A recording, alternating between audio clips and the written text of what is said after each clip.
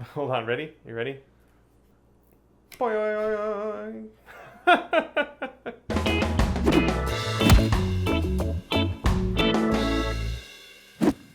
Greetings, fellow makers! Hey, we're not here right now. We're in New Zealand playing around with all the hobbits, but we're in our dining room for a little bit of a change of pace. I'm Bill. I'm Brittany. And we're going to show you some of our, we're going to take a trip, right? A trip down prop memory lane. What do we have, Britt? Well, over the years, we've made a lot of different props and costumes, and a lot of them we did before we started doing video content, so we don't have any footage of it. So we wanted to share with you guys some of the stuff we've made in the past, how we got started in all this prop making business. So that's exactly what's going to happen. What do we have to start with, Britt? What do you want to start with? Let's go way, way back in the Wayback Machine and grab some steampunk stuff. Here, this is one of them. Grab the other guy there. So this is a revolver I made. It even spins. And that is a gauntlet that I made. This was for SteamCon, I think 2010. This is our gateway into cosplay. We got into steampunk and would go to a convention called SteamCon each year. And this was for they did a Wild West theme. So Bill made some props for it. I did. That one, this is like janky. This was definitely my rub and buff period. Everything's painted with gold and silver rub and buff. But I'm actually still really proud of this guy here. Some leather working, some work with styrene and epoxy sculpt. Is there something wrong? It does. It's a little snug. A little snug? All right, I'm not going to try and put it on my hand, but this guy right here goes on my arm. It even lights up. You can see there is some cracking. A little bit of cracking where the epoxy sculpt is delaminating. But otherwise, it's holding up pretty well. I wonder if the lights still work. Are there batteries in it? I didn't even check. I have to unscrew it. But. So there you go. That was a long timer. That was 6 or 7 years ago. Yeah, I don't even remember what year. It was SteamCon number 2. It was 2010, so. I believe.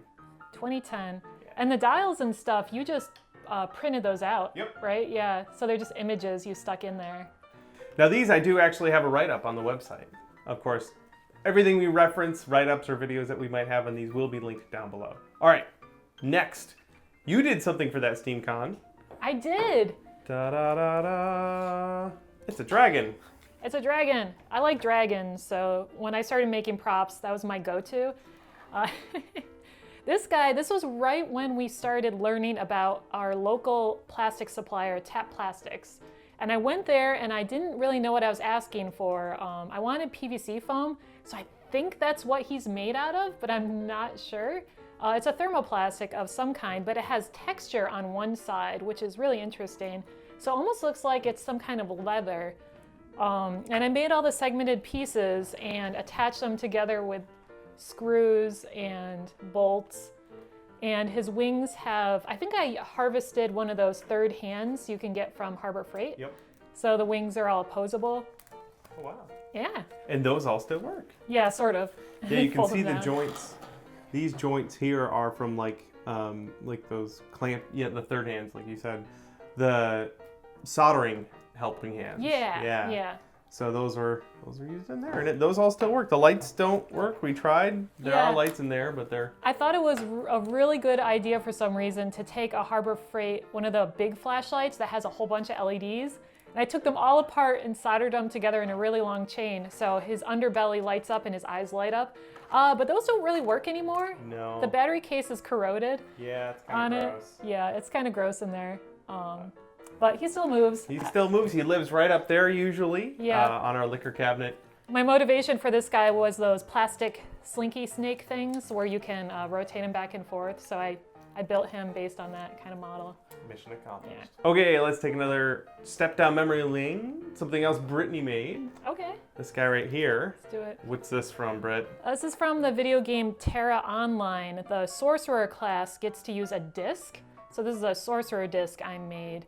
And the cool part about it is it has a bearing on the inside so that it spins. Because in the game, they're just floating and they spin around.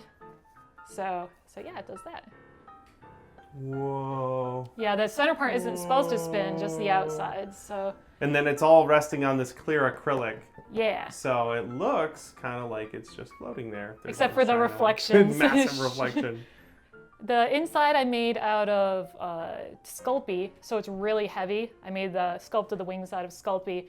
The outside I used insulation foam, which is why it looks all lumpy. I didn't know what I was doing with it, so see all the lumpy bits. And I think 5-minute epoxy and some JB Weld for the handle bits. Perfect, and it's still durable and it still spins the way it needs to go. Out of all the props I've made in the past, I think this is the one I want to remake the most, because these guys are supposed to be hollow, so it'd be fun to do this over again and try and like 3D print it and make it all thin and lightweight. This is pretty heavy right now, so it's still fun to spin. It is fun to spin. Moving parts are cool.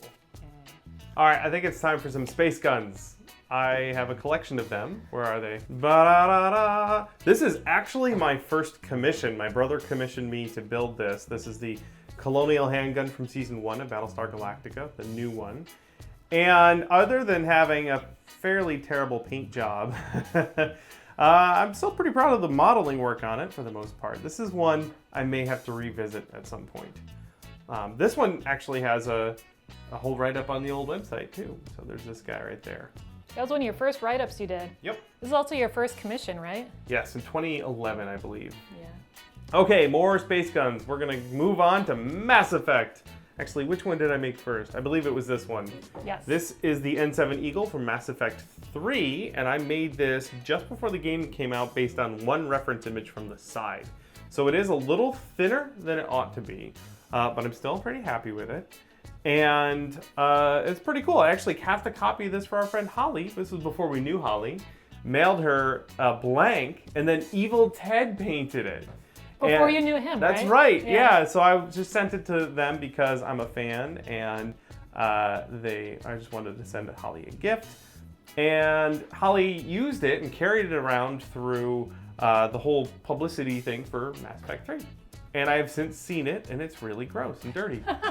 Funny thing about this particular one too, this is the master. Yeah, this is not a resin copy. This is a master that I painted. I have cast and offloaded many of these. I still have the molds, but they are falling apart. So I might be able to get one more copy out and modify this into the Phalanx, which I would love to do. Okay, one more Mass Effect gun. Only one more. One more Mass Effect gun. This is the M77 Paladin, also a variant of the Carnifex. So this guy I did, actually this was a commission someone wanted for their wedding, which was awesome. I had a couple people that wanted this, so I made a mold. So this is actually a casting. I still have the master downstairs. It's still in pretty good shape. I could probably cast or mold it again. The mold for this is in fact in pretty bad shape. I did cast a lot of these. Yeah, the mold's pretty ragged. But this is the one that I've carried around the world, and it's super gross. It used to be more white than yellowy brown. It got natural weathering over time. It did. This corner here is all banged up. Whoop. You actually did a video on how to touch up a prop after it's been damaged. Yeah. So we'll link to that too. Specifically, this corner right here, I dropped it in the streets of New York City and smashed it up a bit. So this guy's been through a lot, but it is a proud part of my collection. So again, right up on this guy, up on punishedprops.com if you want to go check that out. See how we made this. What's next? I'm gonna grab the big one back here. Grabbing the big one. Holy crap. I'm gonna get stabbed by that thing. I can't believe the cats haven't bugged us yet. They're waiting for their food. Okay, this is my staff from Dragon Age 2 for my Hawk costume. I don't have the costume anymore, but I still have the staff.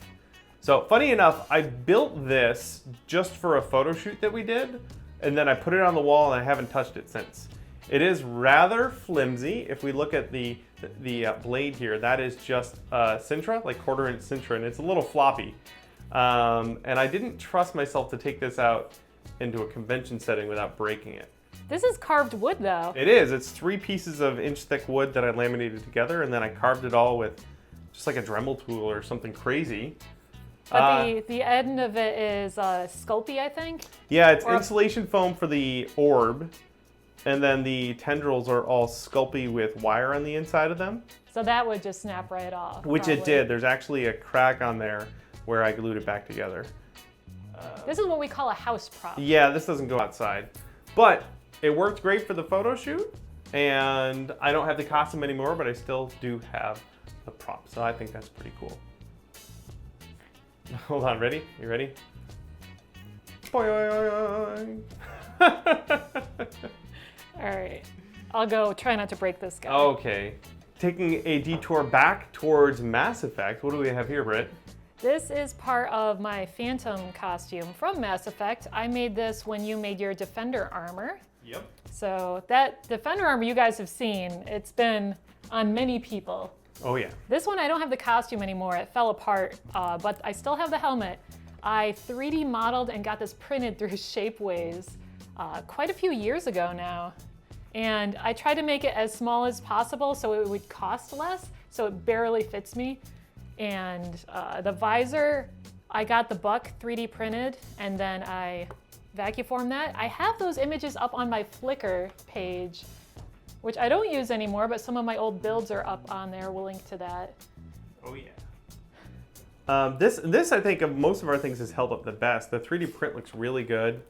The electronics actually still work. Yeah. Which maybe we'll try and get some footage in the dark. It's hard to see these in the light. But it all still works just fine. Does it fit on your head? Yeah, it does. Do you want to try it? Oh yeah, I'll show us off a little bit more. It's funny, like I got this and I didn't think about how it would fit on my head. So this I had to cut off the model. This wasn't originally separate. Nothing like just going Dremel crazy on a $300 print, right? Yeah, so that's exactly why these guys were supposed to be like bolts that were booleaned into the 3D model, but mine would crash when I tried to do that with that many polygons. So I was just like, I'll just cut them in later when I get the print, but I was so scared that I just painted them on. Oh, so yeah. those are just painted on there. You know what? It looks really great in the photos. All right, you try putting it on. And I wound EL tape in there, so it's like EL wire, only it's thicker, and it is loud and obnoxious and takes up a lot of room. So sorry. We'll see if it works. It works. You can hear it though, probably. It is the worst thing to wear, probably. Here, let's take a look at the inside real quick. Right, you can open that. This death trap you're about to stick your head in. one up there, and I just put Velcro on it. So this is what Britt's putting on her head. It is just barely bigger than her noggin. So let's see how it goes. And it's covered in electrical tape because the EL tape was shocking me when it wasn't on take there. Your glasses off. Yeah. Okay. So I might get zapped a little bit. We'll see what happens. This will be fun. No, it was a learning experience. That's the important thing. All right. Here we go. Everything's cool, guys. Oh, that fell in front of my face. This used to be Velcro to the top, I swear. So it's just kind of. Yes. Hey! There's a wire hanging in front of my face, and there's hair sticking out the side. Good enough. Perfect. So you guys probably can't hear it, but the sequencer or inverter for the EL tape is just blasting a high-pitched squeal into Brittany's ears right now. Super comfortable. It's already fogging up. Oh, no. There is a fan down here, but it's not on right now. No, it probably got put into a different costume. Okay, what else do we have? Oh, I guess you want to take that off. One more thing, I think. It's like being birthed. That's that. Oh, there's also a rave mode on here too. Oh yeah. Let's see if it does it. Yeah, there we go. We'll get more, like I said, we'll get footage of that in the dark so we can actually see it. Okay. Our final trip down memory lane is Wheatley. And this was 2011, again, when I did my Hawk costume. Brittany did a Chell. He's covered in cat hair. Oh. Ugh. Oh. Poor Wheatley. So how'd you make this fella? Oh man, I made him with so many random materials. This I did a write-up recap on our website we'll link to. Pretty much I wouldn't make him this way again, but he's quite heavy. My favorite part is his, let's see, is that on? Yeah. His innards. Let's tilt this up a little bit. There you go. His eyeball is lit by just a flashlight that's jammed in there. So really low tech solution. I can access the power button on the back. He's based on like a acrylic or a plastic dome that I chopped apart and then decided to put expanding foam in there for some reason. And a lot of hard plastic, probably PVC foam is on there, and epoxy. He's like 90% epoxy. Yeah, like you can see the joints they had to reinforce with epoxy. Over the years, they've turned yellow. So that's just the normal 5-minute epoxy on there. Well, he looks extra weathered now, so there's that. Something I can tell too from a lot of the earlier stuff, especially some of the early stuff you did, like our background is in 3D modeling and we went to art school. So the paint job on this is actually, it sells it really, really well. And you definitely used your painting skills, which were better, at least at the time, better than your modeling skills, to sort of rescue some of the details. Yeah, because a lot of this is just painted on. Mm-hmm. But man, this guy's heavy. So he just sits on the, he sits next to Wally over there on the fireplace and just chills out. What sort of chaos is going on over there? Oh, the cats are very interested in what's going on. So there you go, guys. A little trip down memory lane, some of the older projects we did. Thanks for coming along with us. You have a good time, Britt? Yes. Awesome. Like I said, any of the associated blog write-ups or videos that we might have for these will be linked down below if you want to go back and see how we made all of these old props. That's all we have for this week, guys. Thanks so much for hanging out with us, and we'll see you all in the next build. Bye. Hey, thanks for watching. If you're new to the channel, please subscribe so you don't miss any of our new weekly prop and costume tutorial videos. For more goodies, head over to our website where you'll find blueprints, tutorial books, articles, and more. We also have a second channel for our Q&A show and extra behind-the-scenes videos. Thanks again, and happy crafting.